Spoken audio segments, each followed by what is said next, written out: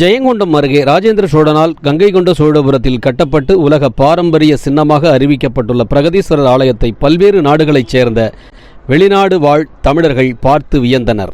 தமிழ்நாடு அயலக தமிழர் நலன் மற்றும் மறுவாழ்வுத்துறை மூலம் அயல் நாடுகளில் வாழும் 18 முதல் 30 வயதுக்கு உட்பட்ட தமிழ் இளைஞர்கள் தேர்வு செய்யப்பட்டு தமிழகம் வரவழைத்து பண்டைய தமிழர்களின் கட்டிடம், சிற்பக்கலை, நீர் மேலாண்மை, ஆடைகள் மற்றும் ஆபரணங்கள், கலை, இலக்கிய, பண்பாடு, தொல்லியல் ஆய்வுகள் ஆகியவற்றை தெரிந்து கொள்ளும் வகையில் சுற்றுலா திட்டமான வேர்களை தேடி என்ற அயலக தமிழ் இளைஞர்களின் திட்டம் செயல்படுத்தப்பட்டு வருகிறது. இவர்கள் தமிழகத்தின் கலாச்சாரம் தூதுவர்களாக செயல்பட்டு தமிழர்களின் கலாச்சார பெருமைகளை அவர்களது நாடுகளில் பரப்பும் வகையில் இத்திட்டம் செயல்படுத்தப்படுகிறது.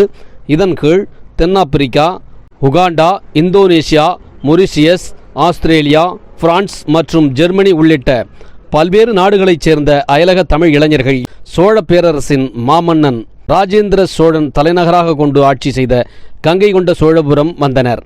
அங்கே சோழர்களின் கட்டிடக்கலைக்கு உதாரணமாக விளங்கும் உலக புகழ்பெற்ற உலக பாரம்பரிய சின்னமாக யுனெஸ்கோவால் பராமரிக்கப்படும் பிரகதீஸ்வரர் கோயிலை பார்வையிட்டனர். கோயிலின் சிற்பங்கள், பிரம்மாண்டமான நந்தி சிலை, சிவன் சொரூபம், சிங்கமுக கிணறு ஆகியவற்றை பார்த்து வியந்து வெளிநாடு வாழ் தமிழ் இளைஞர்களுக்கு ராஜேந்திர சோழனின் வரலாறு, அவரின் வெற்றிகள், பிரகதீஸ்வர ஆலயம் மற்றும் கோபுரத்தின் சிறப்புகள், வளாகத்தில் அமைந்துள்ள சிங்கமுக கிணறு குறித்து சுற்றுலாத்துறையினர் விளக்கினர்.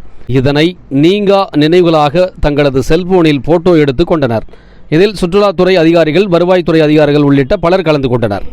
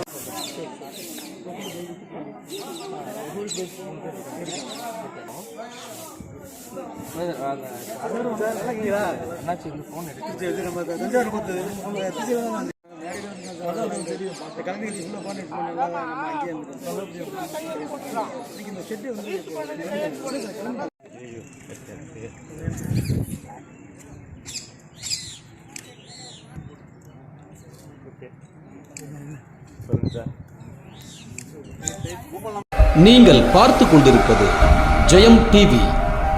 செய்திகளை உடனுக்குடன் தெரிந்து கொள்ள ஜெயம் டிவி கண்டு மகிழுங்கள். ஆம், இது ஒரு ஜெயம் டிவியின் தயாரிப்பு.